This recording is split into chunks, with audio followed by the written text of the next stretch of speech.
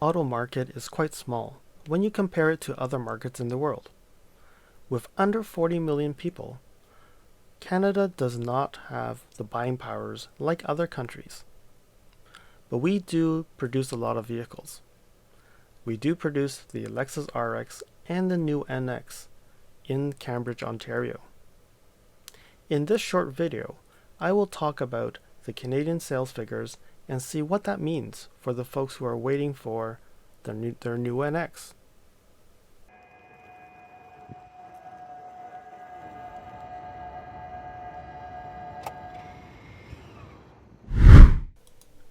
Hey, it's LSFT here again, and we talked about what we're going to be talking about today. So this is the charts for the Lexus Canada sales for all the models that are available in Canada. I won't be going through every single detail here, but you can definitely pause the video and have a greater detailed look at these sales figures. I've extracted this information from goodcarbadcar.net and carfigures.com, and not sure how accurate they are, because when I totaled the numbers based on these websites and what is based on the official press releases, there is some differences. But that could mean because they do calculations a little bit different, and that's why those numbers are a little bit off from these breakdown numbers. So we're going to start off with the UX. So you can see here we have 2019 to 2022, and we'll be doing the same comparisons across all the other models. And when you look at 2019, which is the pre-pandemic, they produced 2,683 UXs for the year. And then the year the pandemic started, it was just reduced by a little bit. But when you look at it, 2021, with chip shortages, they were able to produce 3,283. So the UX has not been really impacted by chip shortages or anything. And when you look at the numbers, the first 3 months of this year, the numbers haven't drastically gone down. But we don't know much because April to June numbers have not been shown anywhere. So I'm not able to figure out how much did they sell. Now we look at the NX, and a lot of you subscribe to my channel because of the NX. And when you look at it, pre-pandemic they sold 7,626. And then 2020, it was only about 600, 700 reduction in sales. Last year, 7,284. And when you look at half of the year of 2022, they've actually produced 3,740, which is very close to the 2020 numbers. And since we're very interested with the NX, I pulled all the sales numbers for Canada since 2014 when it officially launched. So when you look at 2015, which was the initial year where the NX was fully launched, and you compare it with 2022 when the second generation has released, you would notice that 2022 is actually a better year than 2015. Other than January, where they sold 226 versus 380, they actually are selling more vehicles per month for the initial launch year. And you can see March 2022, they sold 921 NXs, and it seemed to be one of the better months for the NXs, because when you look at every single March before this year actually sold the most NXs. And when you look at April, May, and June this year, those numbers are actually higher than most of the years prior. So it does look like that the new generation NX is much hotter vehicle than the previous generation. And again, from the forum, people have been talking about that Cambridge has been ramping up, and now they're at full capacity and really being able to run overtime to produce more vehicles.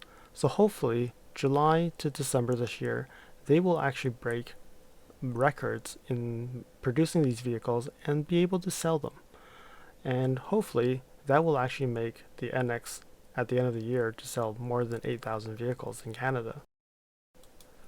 Unfortunately, Lexus Canada does not produce breakdown of particular trims, so we won't be able to understand out of the 740 that was sold in June, how many were 250s, 350s, 350h, and 450h Plus. And now we look at the RX. The RX is the number one selling vehicle in Lexus Canada's portfolio. So when you look at it, they've actually been increasing from 2019, 2020 to 2021. And now when you look at the numbers, they have dropped a little bit in June. However, a new model has been announced, and we may be seeing a drop in these sales numbers and then ramping up with the new model. But when you look at the first 6 months, you can still see that they almost targeting 9,000 to 10,000 vehicles for the RX. And now to the two lower volume SUVs, the GX and the LX. And when you look at these numbers, you can notice that they are really low sellers, selling probably one a day around the country. And when you look at it, the GX is not selling a lot. It has gone down to 300-ish vehicles per year. And then when you look at the LX, even with a new model year, they have not been selling a lot. But again, it also could be related to the parts and chip shortages that's causing this to be much harder to get to, from Japan and to sell. And you need to keep in mind that the LX has a 4-year wait time in Japan. So I do not see this being something that we will be seeing a lot more sales in the upcoming years. And now we go to the sedans. And when you look at the sedans, they are not selling as much as the SUVs. The IS, when you look at it, it dropped in 2020 in the beginning where the pandemic started to hit, and it dropped, but then it recovered a bit. And then when you look at 2021, it continued to maintain, and they were able to still sell about 100-ish per month. And then when you look at 2022, the numbers are quite similar because half a year they've sold 1,152, and if they keep the same trend, they're still trending 2,000-ish as ISs. And then when you look at the ES, very similar situation. They're selling about 1,700 vehicles, and looking at half a year, 807, they'll produce about 1,600. The LS, which is the flagship, and it's extreme low volume. When you look at it, they only sold 29 this year, and if they continue this progress, they probably would be selling 60 something, which is similar to the 2019. One important note I would like to make is that the older vehicles like the LS, the ES, they probably are using less chips and less advanced chips, because when you think about the new infotainment system that Lexus has produced, that chip is much faster than the previous infotainment systems, which means they need to source newer parts. And now we go to the last two models, the LC and the RC. The LC, when you look at it, they sold very well last year, especially in the beginning of the 2021. In total, they sold 2,782, which is double what they sold in 2020 and even in 2019.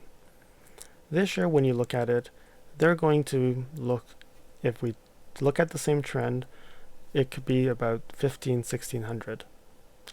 And then the RC, you can see that the sales numbers has continuously dropped. And what we're looking at is half a year at 1,150, we're really looking at 2,300-ish RCs for the year of 2022.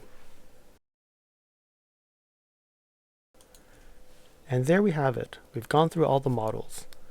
I believe most of you are still eyeing on the NX, and when you look at it, January was not a good month. March was a very good month.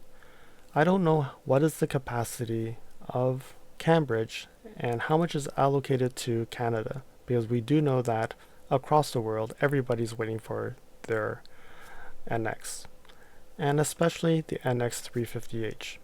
We do know that UK, Australia are getting their NXs from Japan, and only Canada and United States are getting it from Cambridge, Ontario.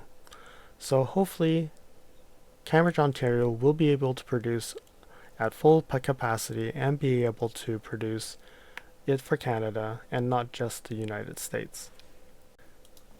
And for the folks waiting for the NX450H Plus, you know that they're made in Japan, so I don't think that those numbers are going to be significantly allocated to Canada.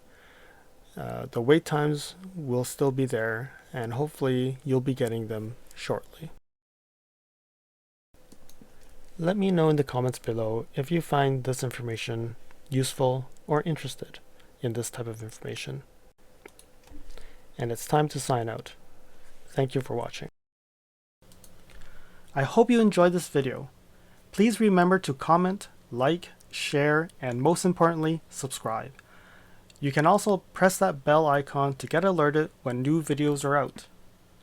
Thanks for watching, and I'll see you again next time. Cheers.